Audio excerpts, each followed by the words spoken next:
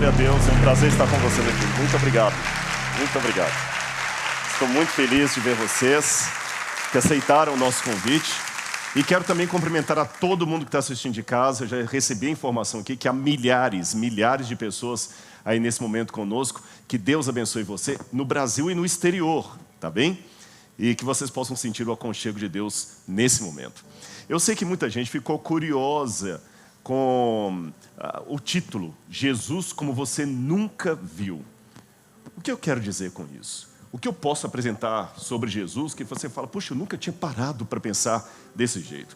Eu vou começar dizendo para vocês nessa noite que embora a história de Jesus esteja nos Evangelhos e no Novo Testamento, ele sempre esteve presente aqui. Há uma versão de Jesus que não foi escrita nem por Mateus, nem por Marcos, nem por Lucas, nem por João. E de onde eu tirei essa história de encontrar Jesus fora do Novo Testamento, fora dos Evangelhos? Bom, eu vou começar do Novo Testamento para ir para o Antigo. Eu quero ler para vocês uma passagem, Romanos capítulo 1, versículo 1 a 3. Romanos capítulo 1, versículo 1 a 3. Na versão que eu tenho aqui está escrito assim: Paulo, servo de Jesus Cristo, chamado para ser apóstolo, separado para o Evangelho de Deus, que ele, no passado, grife essa expressão, no passado, prometeu por meio dos seus profetas nas Escrituras, as Escrituras Sagradas. Esse Evangelho, olha o que diz Paulo, diz respeito a seu filho, o qual, segundo a carne, veio da descendência de Davi.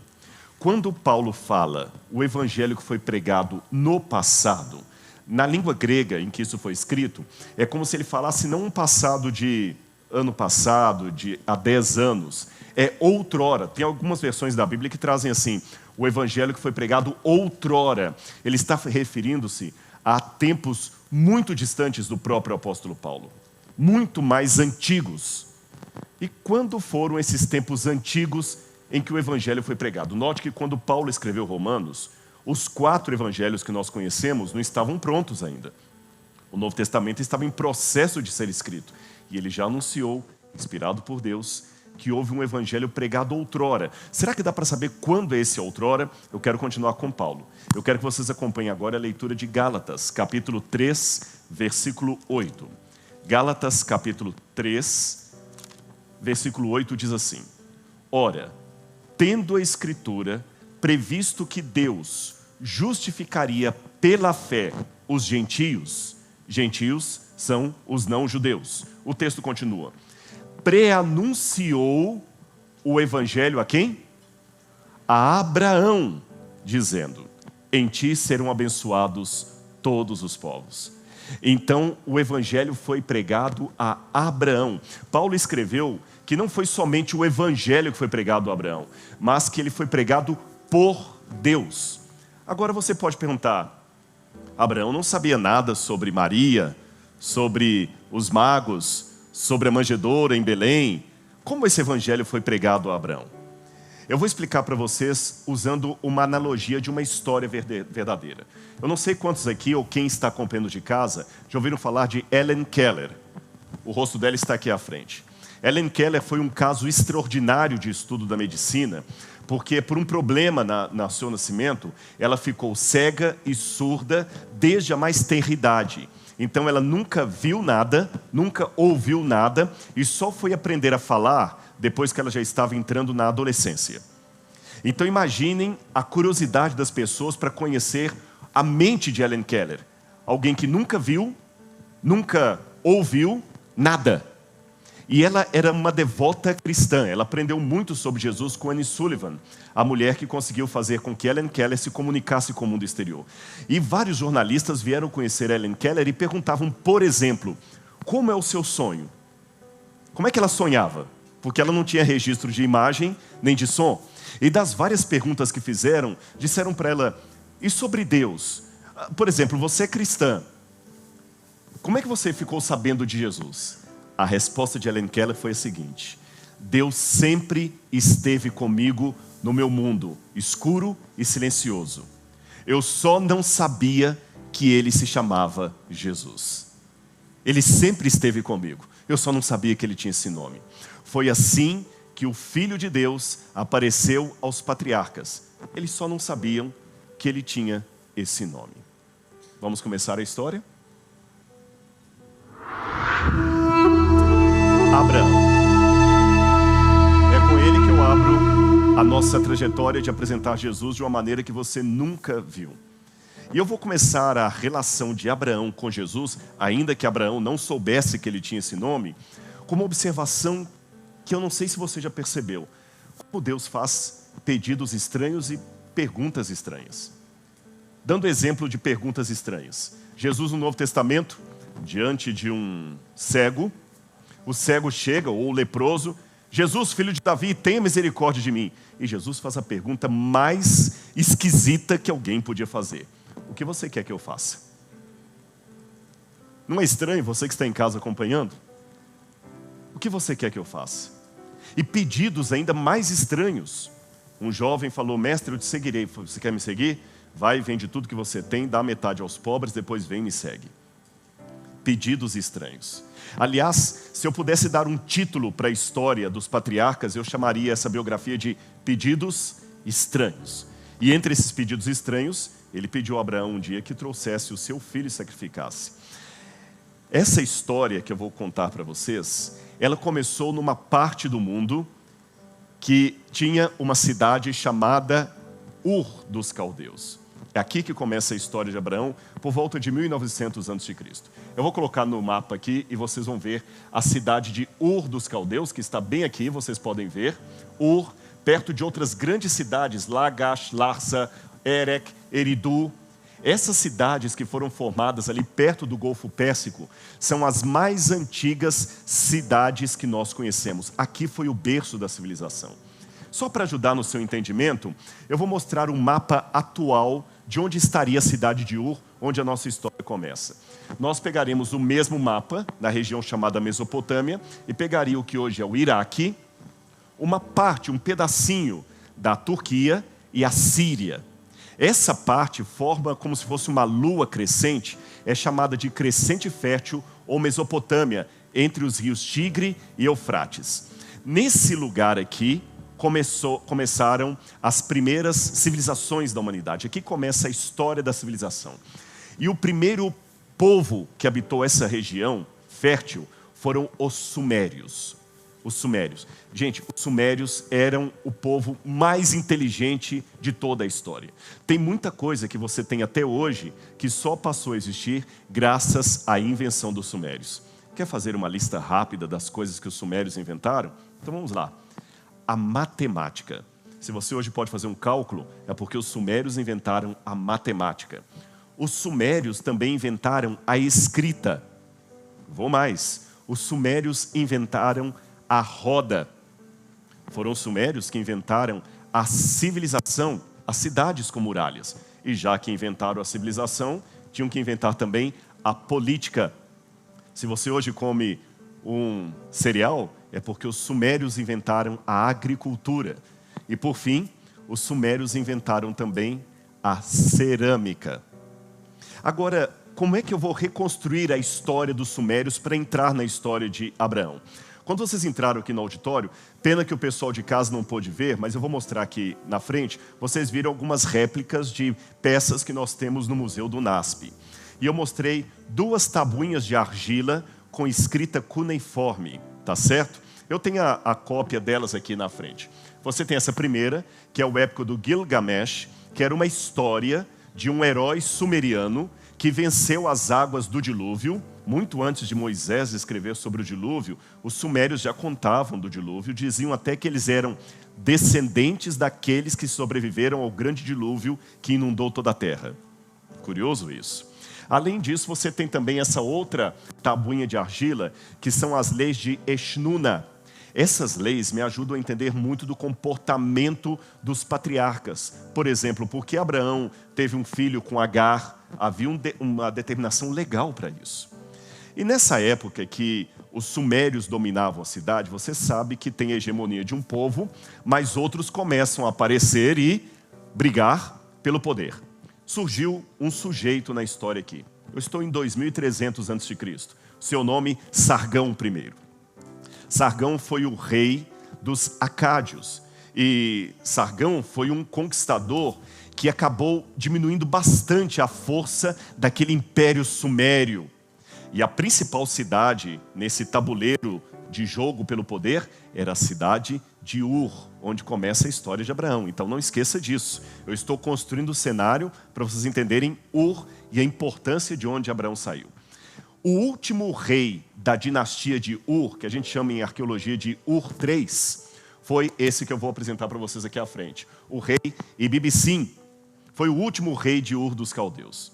Ibibicim foi um rei poderoso, mas ele foi atacado pelos elamitas. Os elamitas vieram da região do leste e atacaram a cidade de Ur. Você está vendo ali o movimento com a seta. E eles tiraram o rei Ibibicim do poder. Isso foi em 2004 a.C. Você lembra que antes de Cristo as datas vêm em ordem decrescente. Mais ou menos 2004, quando o rei Ibibicim é deposto e os elamitas tomam a cidade de Ur, existe uma transformação do cenário aí. Nesse momento é quando a língua dos sumerianos perde o seu poder, eles mudam o sistema de organização, mudam a cultura local, mas a cidade de Ur ainda continua como uma grande metrópole. Vocês querem ter uma ideia como era Ur dos Caldeus? Vou mostrar uma reconstrução artística para vocês de como a gente deduz que seria Ur a partir dos achados arqueológicos que Leonardo Woolley começou a escavar ali naquela região do atual Iraque. Era uma cidade com muros, uma cidade banhada com o rio, tinha um sistema muito bom de hídrico. Eles tinham água encanada dentro de casa. Agora, quando Abraão saiu dali, em toda a sua trajetória para chegar até a Terra Prometida, depois até o Egito, quer saber a distância que Abraão saiu dali, atendendo ao chamado de Deus? Nós estamos em São Paulo. É como se ele saísse de São Paulo e andasse 3.160 quilômetros até chegar a Porto Velho.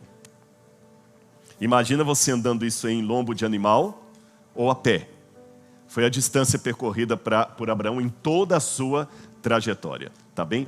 Agora, foi nessa transição política que eu mostrei para vocês, em que sai do poder Ibibicim e saem os sumérios e vêm os elamitas, é nessa mudança de ares que nasce Abraão, filho de Terá, e ali ele recebe o chamado de Deus para sair daquele lugar.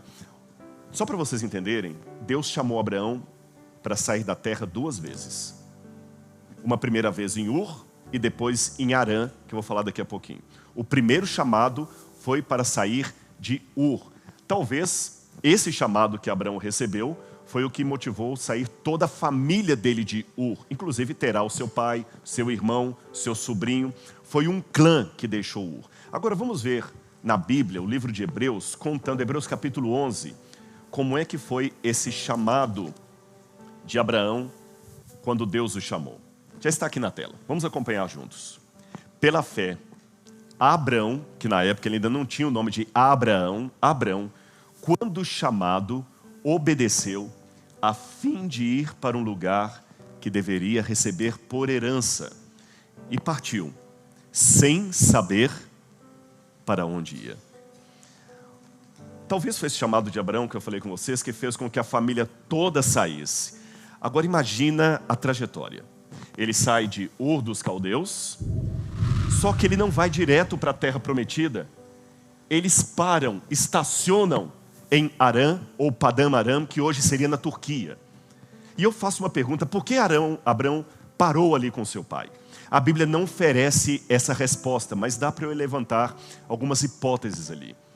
Talvez o comodismo. Essa terra ninguém sabe onde é. Harã era um lugar bem irrigado. Vou ficar por aqui mesmo. E aqui vem a primeira lição. Aprenda uma coisa. Se Deus chama você, e você que está em casa também acompanha isso aqui, não esqueça. Se Deus chama você para uma tarefa, não adianta fazer 99%. 99% salvo significa 100% perdido. Pode parecer um preciosismo de Deus, mas não é assim. Eu vou ilustrar para vocês contando uma história que aconteceu ali no NASP. Nós temos vários cursos ali de direito, teologia, letras, pedagogia. E um dia, numa reunião de professores, um professor do curso de engenharia estava contando uma situação estranha que ele teve. Uma mãe de uma aluna foi ali, nervosa, brava, brigar com ele porque ele deu nota 0 numa questão da prova da sua filha, porque ela errou o cálculo por meio centímetro. Minha filha ficou de DP só por causa disso. Professor, podia dar pelo menos meio certo. Você está sendo muito duro. E ele deu uma resposta para aquela mãe que eu achei tão sábia, que eu vou pedir licença para reproduzir para vocês. Recentemente havia acontecido aquele acidente da ciclovia do Rio de Janeiro. Ele falou assim: mãe, a senhora acompanhou aquela tragédia do Rio de Janeiro, da ciclovia? Sim. A senhora sabia que o erro de engenharia foi de meio centímetro? Eu não posso dar meio certo. Seria irresponsabilidade. Se Deus chamou Abraão para a terra prometida, era para lá que ele tinha que ir. E talvez o próprio pai dele, Terá, falou: olha, a tradição judaica diz que Terá não era tão religioso como o filho. Vamos ficar aqui mesmo. Deus não é tão rigoroso assim. Olha o que diz Gênesis capítulo 12, versículo 1. E eu estou feliz que eu acabei de ouvir uma coisa aqui. Eu estou com um ponto que nós temos 20 mil pessoas online. Glória a Deus, não é isso? Olha, palmas para vocês que estão acompanhando a gente de todo lugar do Brasil e do mundo. Aproveite esse momento para ter um encontro com Deus, tá bem? Um encontro com Deus. Gênesis capítulo 12, versículo 1. O Senhor disse a Abrão: saia da sua terra, da sua parentela, da casa do seu pai e vá para uma terra que eu lhe mostrarei. Olha que interessante. Dessa vez a ordem não foi apenas sai daqui. Sai da casa da sua parentela. Esse detalhe para mim me levanta a hipótese que Terá estava usando até chantagem emocional para segurar Abrão ali. Tanto é que Terá morre em Padã Arã. Aliás, até o nome de um dos irmãos de Abrão era o nome do local. Às vezes, Deus vai pedir a você para romper até com laços da sua família que prendem você no comodismo. O comodismo coloca as pessoas em situação de estagnação. E embora seja bíblico que você tem que honrar seu pai e sua mãe, para você poder atingir aquilo que Deus quer para você, você às vezes vai ter que deixar algumas crenças limitantes que você recebeu do seu pai e de sua mãe por qualquer razão. Você às vezes está preso num lugar porque você acredita que não pode ir mais para frente. E é interessante quando a gente olha em hebraico, quando Deus falou com Abraão: saia da sua terra. Eu vou mostrar para vocês como estar em hebraico. Essas letrinhas que vocês vão ver aqui agora, que na verdade você lê da direita para a esquerda, você lê ler lechá. Essa expressão em hebraico ler lechá, que eles traduziram na Bíblia por saia, é uma expressão tão forte que os israelenses a usam até hoje como um ditado popular. O que me chama a atenção é que ler já significa saia, é uma ordem. Por que Jesus não apareceu para Abrão e falou com ele apenas assim: Abrão, ler, já está mandando sair. Por que falou ler, lerá? Se eu tentar traduzir ao pé da letra, não é só saia. Saia por você mesmo, não pelos outros. Porque se for pelos outros, você vai ficar. Às vezes você tem que romper com as suas crenças limitantes, que às vezes dominam você até por chantagem emocional. Quantas mães não conseguem crescer na vida? É por causa do meu filho, eu não posso. O amor de mãe é compreensível, é muito bonito o sacrifício que você faz pelo seu filho, mas você não pode tornar o seu filho um Deus da sua vida que trava você de crescer. Às vezes pode ser uma amizade. Agora outra pergunta que eu faço: por que Deus escolheu alguém tão idoso? Abraão tinha 75 anos. 75 anos. E Deus chamou Abraão. Por quê? Será que é porque Abraão era mais bonito? A resposta da razão pela qual Abraão foi escolhido, para mim não foi a perfeição dele, porque eu vi vários erros em Abraão ao longo da vida dele. Você comete erros, bem-vindo ao clube. Abraão também. Sabe por que Deus o chamou? Aqui eu quero ler com vocês novamente uma parte do Novo Testamento. Tiago, capítulo 2, verso 23. Abraão creu em Deus, e isso lhe foi imputado por justiça, ou atribuído por justiça. E ele foi chamado amigo de Deus. Olha que linda essa parte. Ele foi chamado amigo de Deus.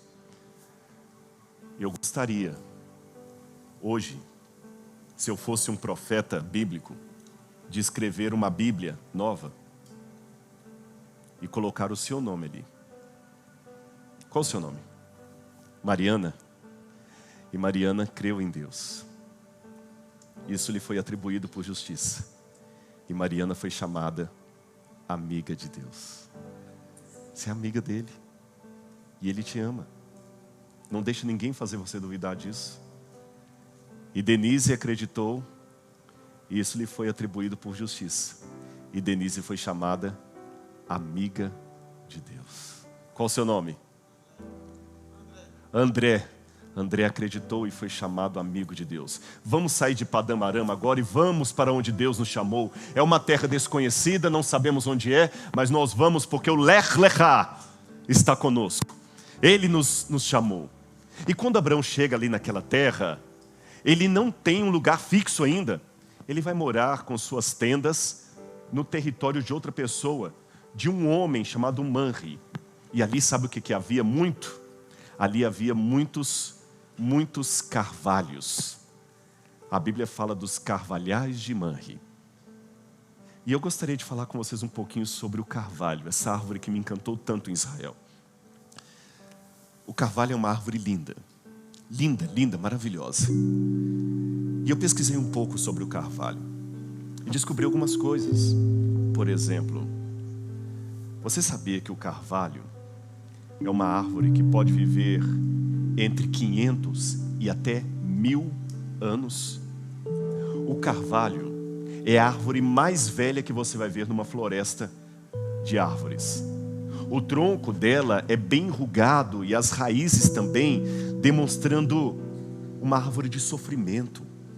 Mas ela está ali resistindo, porque ela continua existindo até no inverno. Ela pode atingir uma altura de 40 metros. Ela não perde as folhas no inverno. Mesmo com o rigor da neve, do vento, ela fica ali resistindo. Sabe por que o carvalho permanece? Porque Deus o criou para resistir. Você é o carvalho de Deus. A força não está em você mesmo, mas está naquele que criou você, com folhas para aguentar o inverno. Você vai ter cicatrizes dos machucados do frio dessa vida. Você vai passar por problemas, por sofrimentos, mas você está aceitando ser um carvalho de Deus? Você está aceitando ter as intempéries que o carvalho tem, que são aquelas intempéries que fazem o carvalho ser o que ele é?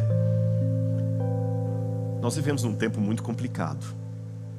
Um tempo de brigas, de mentiras, enganos, meia verdade, alguns falam de pós-verdade. E assim como o carvalho, está na hora de nós termos a nossa sombra, para que alguém possa se abrigar em nós e espalhar para todos aí o perfume de Cristo.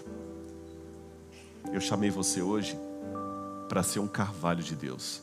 Aí eu fico entendendo por que povos da antiguidade valorizaram tanto essa árvore, uma árvore tão típica ali da região. Por que o carvalho está aqui até hoje e salvou a vida de muita gente? Porque muitos medicamentos da época de Abraão eram feitos a partir da seiva e das folhas do carvalho. Estar em Israel, como eu estive várias vezes, sentar embaixo da sombra de um carvalho e sentir como Abraão ali recebendo o Cristo e os anjos, irmãos, é uma emoção que eu espero conseguir traduzir para vocês nessa noite, porque é isso que eu quero que você sinta, o sentimento de gratidão, porque você está como patriarca na presença do Eterno. Você que está em casa também está na presença de Deus. É por isso que o carvalho é ao mesmo tempo uma árvore tão machucada e tão bela. Seja um carvalho de Deus hoje. Amém? Além do carvalho, nós temos alguns elementos que me ajudam a ilustrar essa história. Vocês viram elementos relacionados a esses 4 objetos aqui. Eu vou falar do altar, eu vou falar do poço, eu vou falar da tenda e eu vou falar do deserto. Esses elementos foram muito importantes para o contexto dos patriarcas. Aliás, hoje, se você quer conhecer bastante os usos e costumes da época de Abraão, Isaac e Jacó, vá conviver com os beduínos como eu fiz. Dormi com beduínos ali no deserto e me chama muita atenção que eles parecem que congelaram no tempo. A palavra beduíno significa em árabe aquele que vive em lugares abertos. E os beduínos amam tenda. Lá na entrada, vocês viram, o pessoal de casa, eu vou ficar devendo, a gente colocou aqui à porta do teatro, eu agradeço a minha equipe que fez isso, alguns elementos da tenda de um beduíno. Aliás, eu lembro que uma vez um beduíno falou comigo que ele não entendia como é que eu tinha coragem de dormir numa casa com uma laje de concreto armado em cima. Ele falou, você não tem medo de cair sobre você? Para mim, eu só consigo dormir dentro de uma tenda. Apenas dentro de uma tenda. E assim que era a tenda de um beduíno. Normalmente, as tendas que não mudaram o seu modo de ser desde a época de Abraão até os beduínos que eu vejo hoje no Oriente Médio, elas eram armadas perto do lugar onde tinha água. O lugar da água muda no deserto, por isso que eles eram obrigados a estar sempre mudando. A tenda geralmente era feita de pele de animal, geralmente pele de cabra, tá certo? Pelo de cabra. Ele pegava o pelo da cabra assim, fazia um trançado desse jeito, como se fosse a trama e a urdidura de um tecido. E eles viviam ali. As tendas tinham 2 partes. Uma parte onde você tinha uma situação mais íntima para a família e outra onde você tinha convivência social, recebia pessoas, você podia receber parentes ou visitantes, ou quem sabe alguém para comer com você. Eu quero ler uma outra passagem relacionada à tenda. Gênesis capítulo 15, versículos 5 e 6. Gênesis capítulo 15, versículos 5 e 6. Olha o que Deus fez com Abraão. E levando-o para fora da tenda, disse-lhe, olhe para o céu e conte as estrelas, se é que pode contá-las. E prosseguiu, assim será a sua descendência. Abraão creu e isso lhe foi creditado por justiça. Imagine o céu estrelado. Há uma peculiaridade aqui.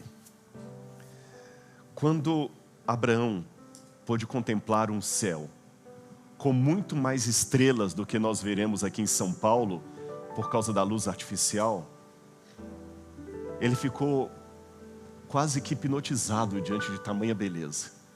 E ele se lembrou porque as tendas, naquela trama e urdidura do tecido, tinham vários buraquinhos que quando você estava dentro da tenda durante o dia, o sol brilhava fora e o pano da tenda parecia um céu estrelado por causa dos brilhos.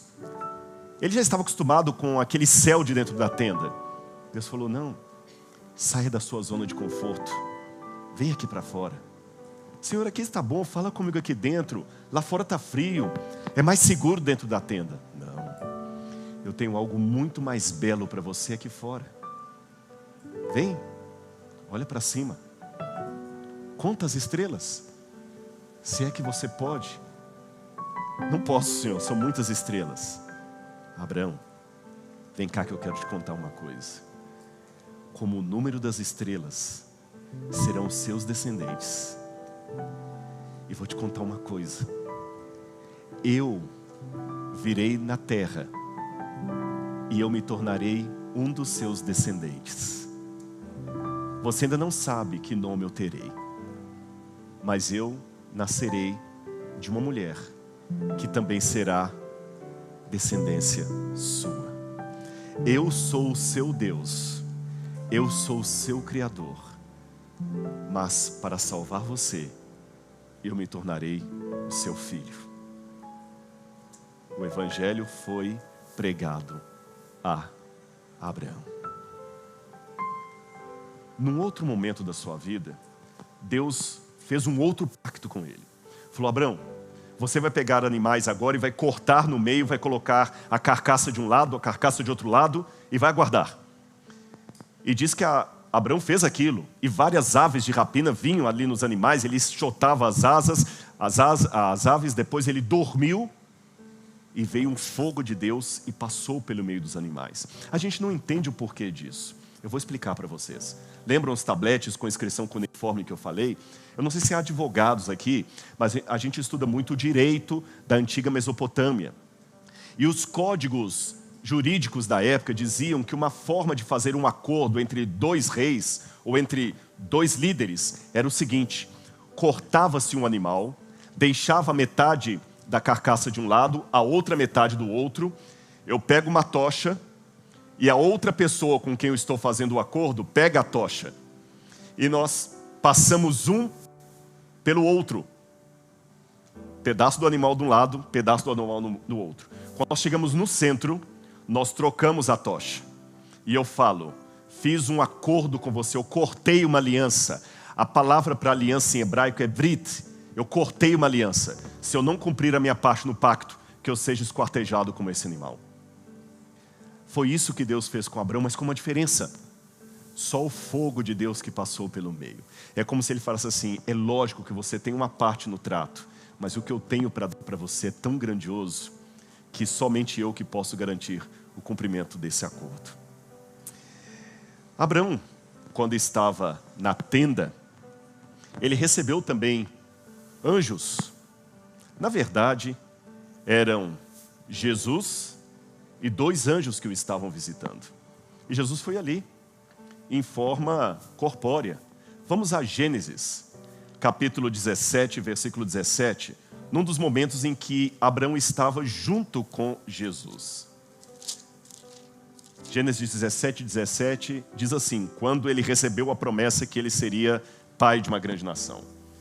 Então Abraão caiu sobre a sua face e riu.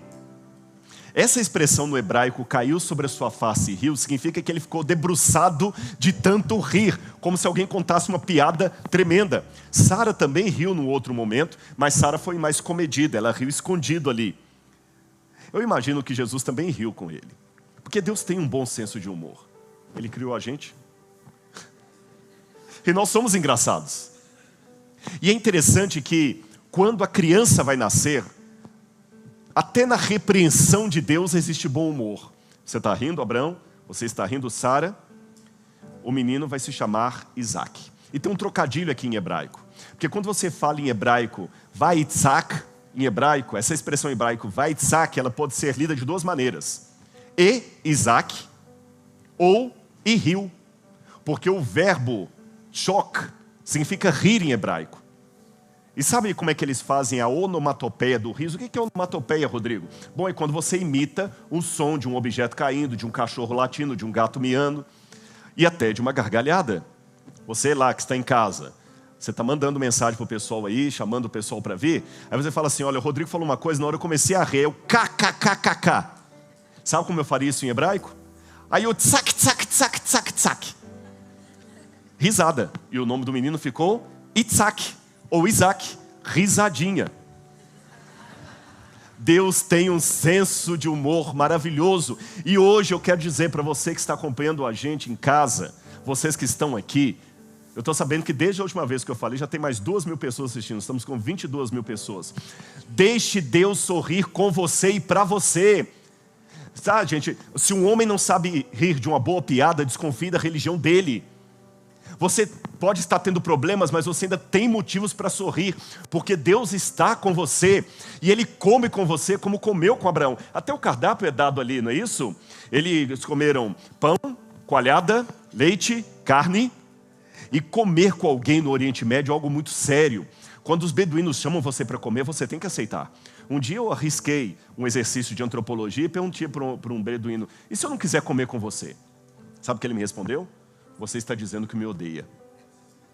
No deserto, dividir o seu pão com alguém, você está dando para ele o melhor que você tem. Então, quando Jesus vem e aceita o pão de Abraão, Ele aceitou a hospedagem, ele aceitou a gentileza. Deus em si mesmo se basta, mas Ele quer contar com você. Deixa Jesus também curtir a comida que você come, a roupa que você veste, a piada que você conta. Deixa Deus ser seu amigo. Abraão também construiu muitos altares. Aliás, ele foi um edificador de altares. A palavra para altar em hebraico é misbeá, uma das palavras, misbeá, que significa a mesma coisa do verbo matar. Aliás, vocês viram indicação também de altar aí na entrada. Agora vejam a demora. Abraão recebeu a promessa que ele seria pai de Isaac aos 75 anos, que já é um negócio assim. Agora, eu vou ser avô. Isaac só foi nascer, segundo a Bíblia, quando Abraão tinha 100 anos. 25 anos de espera. E quando ele já pensou, agora o filho veio, não preciso mais esperar, ele começou a idolatrar tanto o menino que Deus fez mais uma vez um pedido estranho. Abraão, pega o seu filho e mata. Há um quadro, um Caravaggio, que eu quero mostrar para vocês aqui, que para mim é muito claro em mostrar o momento em que Abraão toma a decisão. E eu posso dizer para vocês nessa noite, Abraão sacrificou sim Isaac. Por quê? Porque no seu coração ele teve a coragem de entregar tudo para Deus. Mas olha a situação quando o anjo, que na verdade o Melech Adonai, que é o anjo do Senhor, que na verdade era Cristo, vem, segura a mão, não é um anjo qualquer, e fala assim, calma Abraão, porque agora eu vi que você não me negou o seu filho. E assim nós podemos passar para o nosso próximo patriarca.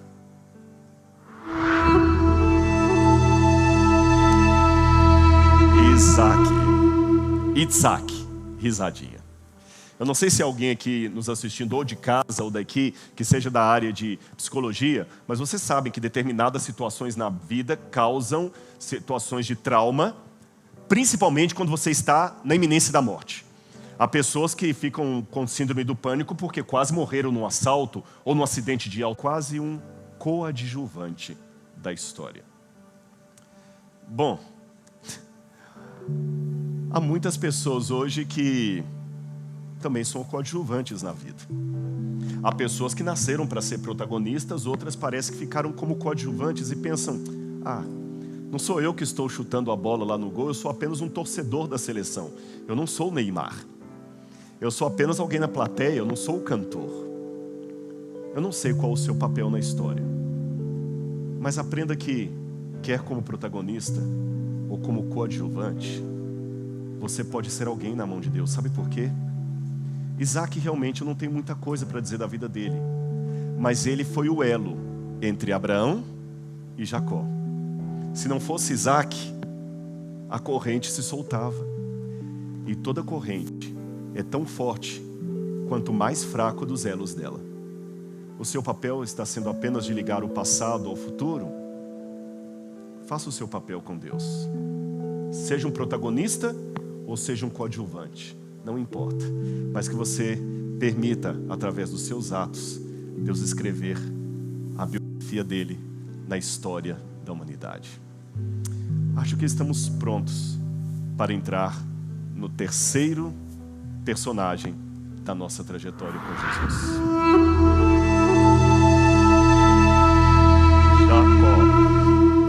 Jacó. Esse é um caso para psicologia. É um estudo de casos. Uma vida marcada por fracasso. Jacó tinha tudo para dar errado. Mimado pela mãe. Parece que tudo que ele fazia dava errado. Se ele fosse abrir uma padaria, ele ia perder. Com má fama. Yaakov não significa enganador. Sabiam disso? Yaakov significa aquele que pega o calcanhar do outro. Yaakov é calcanhar. Mas pelo fato dele enganar o irmão, o nome dele passou a ter um significado que não é o real em hebraico. O enganador.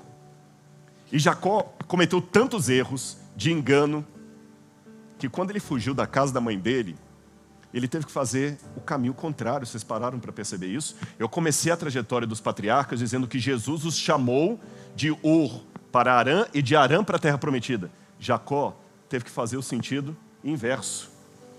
Ele sai justamente da terra prometida e tem que regressar para a terra de Arã. Às vezes, para avançar, você tem que dar alguns passos de retrocesso. E é tão ruim voltar, não é? Você erra, o Waze erra, você tem que voltar toda a estrada para trás para conseguir um lugar agora para pegar a trilha correta. Jacó sozinho, fugindo, e no meio do caminho, Deus vai mostrar um sonho para Jacó. Esse sonho é muito interessante, porque Jacó vê uma escada que liga o céu à terra, vocês se lembram? E nessa escada ele viu o anjo de Deus subindo e descendo. Carl Gustav Jung estudou a mente humana e os sonhos, e os símbolos dos sonhos. E vocês sabem que os nossos sonhos são feitos a partir de imagens que nós temos. E os psicólogos têm descoberto que há algumas informações que estão no nosso inconsciente que vêm dos nossos ancestrais. Você pode sonhar com uma cidade que você nunca foi, mas a sua avó esteve ali. Parece meio místico, mas não é. Às vezes, por ela contar aquele lugar e descrever, você vai sonhar com a Itália. E não precisa pensar que é vidas passadas, reencarnação. Você não esteve lá, mas a sua avó esteve. Abraão nunca esteve na Mesopotâmia até a sua fuga.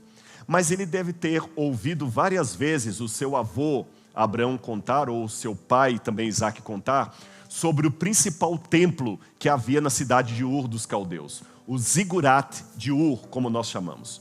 O Zigurat, na verdade, era uma torre-templo, e ele foi descoberto por Leonardo Woolley.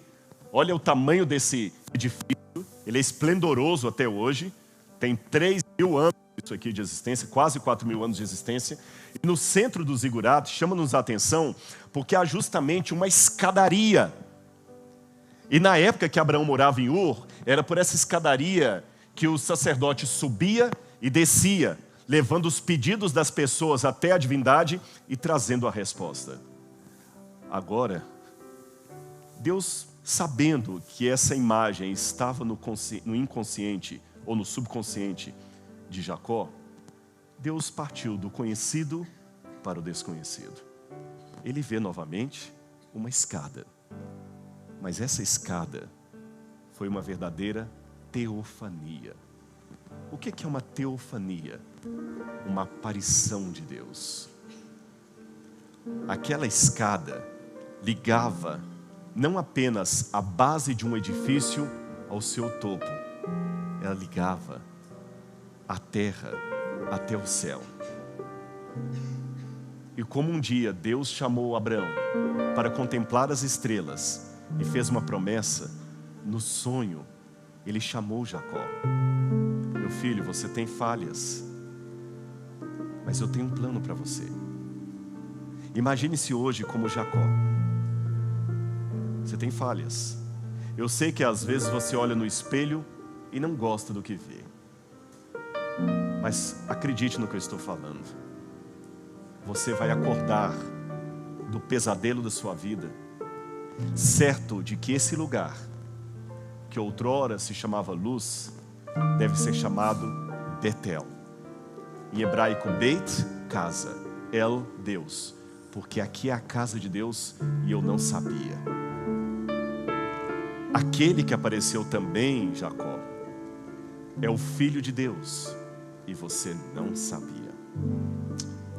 Saindo do sonho de Jacó, me chama a atenção porque no Novo Testamento, Jesus vai fazer referência a essa epifania dele e vai aplicar a si mesmo. Quer ver? Evangelho de João, capítulo 1, versículo 51. O próprio Jesus disse assim: em verdade, vos digo, que daqui em diante vereis o céu aberto e os anjos de Deus subirem e descerem sobre o Filho do Homem. Viram, como eu falei com vocês, que quem estava aparecendo no Antigo Testamento era Jesus? Vocês estão vendo Jesus como você nunca viu? Era ele ali. Foi ele que comeu com Abraão. Foi ele que sorriu com Isaac. Foi ele que deu o sonho a Jacó. E quando Jacó estava voltando de Padã Arã, essa aqui para mim é a parte mais emblemática, Jacó estava com medo agora, apavorado. Esaú, com toda a razão do mundo, vinha com um exército de pessoas para vingar. Eu não sei se você já teve uma situação, se eu estou falando nessa noite para alguém que já foi ameaçado de morte por alguém. É uma coisa terrível. Eu já fui ameaçado de morte por familiar. Você tem medo. E Jacó ainda tinha um medo dobrado, porque foi ele que provocou aquela situação. Ele separou o seu acampamento, ele foi para um lugar para orar, uma oração que eu imagino que não foi uma oração decorada, foi um abrir da alma a Cristo, implorando. E um vulto passa por ele, um desconhecido, ele pensa que é alguém que veio para atacá-lo, quem sabe um dos soldados do seu irmão, e quando ele vai naquele homem, ele percebe que aquele homem é diferente. Ele até fica na dúvida se é um homem ou se é um anjo. Nenhuma coisa nem outra, era o próprio Deus que estava ali. E assim como pelo Espírito Santo, Abraão reconheceu que ali estavam Jesus e 2 anjos, a ponto que Abraão conversa com ele como sendo Deus. Lembra que Abraão suplica por Sodoma? O mesmo Espírito falou com Jacó: sou eu que estou aqui. E ele começa a lutar com aquele anjo, e o anjo resiste.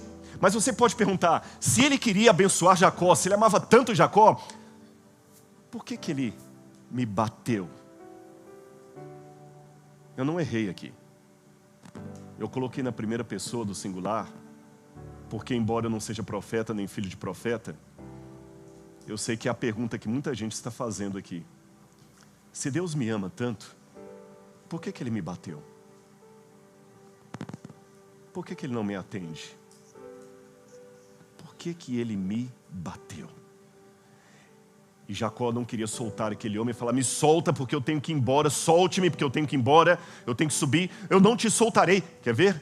Gênesis capítulo 32, verso 26. Olha o emblema do pedido, da controvérsia, da luta de Jacó com Deus. Gênesis diz o seguinte: não te deixarei ir enquanto não me abençoares. Enquanto o Senhor não me abençoar, eu não te deixarei. E sabe por que Deus permitiu aquilo? Vou falar com você por quê. É porque nós estamos num grande conflito entre as forças do bem e do mal. Nesse exato momento, o Brasil está em guerra. Não estou falando de uma guerra oficial de um país contra o outro. Uma guerra espiritual. Da luz contra as trevas, sem trégua. E os dois lados querem você. Não tem neutralidade. E como você treina um soldado para a guerra? Jogando baralho com ele? Ou fazendo com que ele rasteje na lama? Sobrevivência na selva? Não sei se há militares aqui nos assistindo. Como é que se treina um soldado para a batalha? É brigando com ele. Como é que treina um boxeador para a luta? É dando murro nele. Defenda-se. E em determinado momento até a coxa de Jacó foi deslocada. E em Gênesis 32, 28 nós temos a continuação do que aconteceu. Então o homem perguntou: você quer ser abençoado? Quero. Quer mesmo? Quero. Então pague o preço. Deslocou a coxa dele. Está doendo. Você quer ser abençoado? Quero. Lembra Jesus no Novo Testamento? O que você quer que eu lhe faça? Ele está perguntando para você hoje: você quer ser abençoado? Quero. Qual é o seu nome? A última vez que ele ouviu alguém perguntando qual é o seu nome, foi o seu pai Isaque, já cego, idoso, dando a bênção. E ele enganando o pai. E o pai perguntou: qual o seu nome? Esaú. Engraçado que o cheiro é de Esaú, mas a voz não é. De novo, Deus, Jesus, pergunta: qual é o seu nome? Não há mais subterfúgios, não há mais máscara, não há mais desculpa. Meu nome é Jacó. Eu sou o enganador. Agora que recebeu esse nome, você já não chamará mais Jacó, mas Israel, porque você lutou com Deus e venceu. Eu quero terminar aqui dizendo uma coisa para vocês. Jesus esteve sempre ali com os patriarcas, mas nem tudo foram flores. Houve momentos em que ele teve uma refeição, não foi? Houve momentos em que ele riu, houve momentos que ele machucou. Se Deus está machucando você, Ele sabe o que está fazendo. Às vezes o médico tem que provocar uma dor para colocar de volta o osso no lugar. Deixa Ele treinar você. Eu já passei por muitos momentos difíceis da minha vida. E é por isso que eu quero falar tanto desse Deus para vocês, porque eu me misturo com essas histórias e o privilégio que Deus me deu de estar lá onde isso aconteceu me permite falar não com a autoridade apenas de um acadêmico que viajou para lá e está esnobando agora sobre vocês aí as minhas viagens para Israel. Não. O que me dá autoridade nessa noite não é o conhecimento que eu adquiri apenas. É a experiência que eu tive com Ele. Porque eu também lutei com Cristo. E saí machucado. Mas é o meu machucado que me permite olhar para você hoje e falar que não importa o que você tenha ou esteja passando. Tenha passado ou esteja passando. O Deus de Jacó também é o seu Deus. E sabe por que tudo isso foi colocado na Bíblia Sagrada? Se você pensa entretenimento, não. Deus não inspirou Shakespeare. Ele inspirou Moisés. Para ser um manual de treinamento? Não. Sabe por que tudo isso foi colocado na Bíblia? Toda essa história que eu resumi para você assim, com algumas passagens? Pelo que está em Romanos, capítulo 15, versículo 4. Eu começo com Paulo e termino com Paulo. Romanos 15, verso 4. Porquanto tudo o que foi escrito no passado foi escrito para nos ensinar, de forma que, por meio da perseverança e do bom ânimo, provenientes das Escrituras, mantenhamos a nossa esperança. Eu tenho esperança. Apesar dos pesares, eu tenho esperança. Porque eu rendi a minha vida ao Senhor das esperanças. E eu sei que essa história é tão real, gente, que quase dá para tocá-la. Deus me deu o privilégio de, com a minha mão, tocar na terra que Abraão passou, escavar essa terra e tirar objetos que eu fui a primeira pessoa que toquei em milhares de anos. E por que eu estou testemunhando isso para vocês? Porque essa história que é real, me diz que a teologia que se assenta sobre ela também é real. Em outras palavras, os patriarcas e Jesus seria um bom título para a palestra, não é? Os patriarcas e Jesus. Seria um bom título, mas incompleto. Os patriarcas e Jesus, porque esta história também é sua. Tem alguém aqui hoje que está precisando ganhar um deslocamento na coxa e sentir dor para ficar um pouco mais sensível? Tem gente que está voltando para o lugar de partida, de origem, está atravessando o deserto, está sentindo que está demorando demais o chamado de Deus, a promessa de Deus nunca se cumpre. Ele não falha. Ele não falha. Ele vai estar com vocês, como esteve com os patriarcas e como Ele esteve comigo, nos momentos mais doloridos da minha vida.